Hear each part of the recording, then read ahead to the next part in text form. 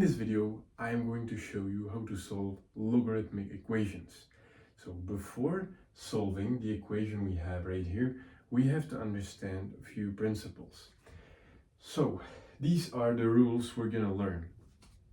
So whenever we have a logarithm of a base and we add to it a logarithm of the same base, it's the same as multiplying the inside of the logarithm. Whenever we have the same thing but we subtract it, it's basically like dividing the two insides. And the third rule is that when we have a number and we multiply that number with a logarithm, it is the same as writing down the inside of the logarithm to the power of the multiplied, coefficient. Now, these are three rules. There are more rules, but these are the most important ones. Now let's solve this equation. So when we are solving logarithmic equations, we always want to end up with logarithm of a base. So this is just a fundamental way to represent it. So we have a is equal to a logarithm of the same base. And to get that, we have to somehow get all these things together, right? And to do that, we just apply our formulas. So we have a logarithm of base 5.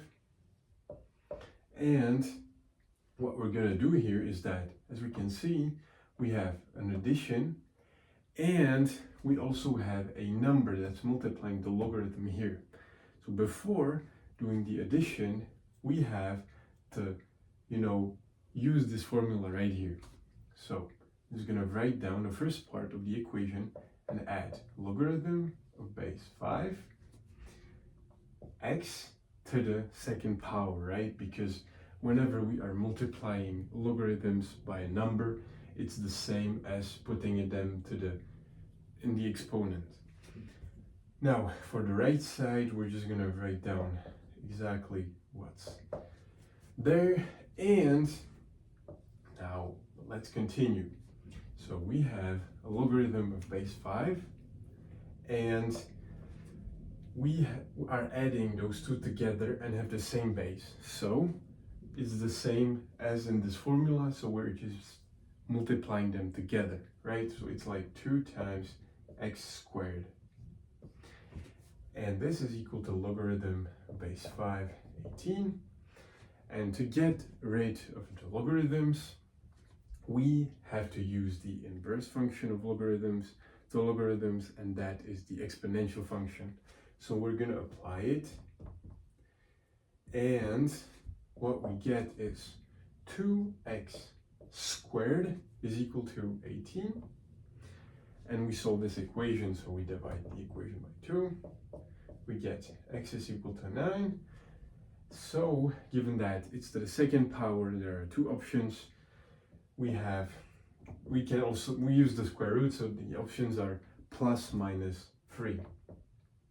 Now the thing, however, is that whenever we are doing logarithmic equations and logarithms, we always need to know where the function or where is x going to be defined. And in our case, x or logarithms overall always have to be positive. They can't even be equal to 0. And given that we have plus minus 3, minus 3 cannot be the result, so we can just get rid of the minus.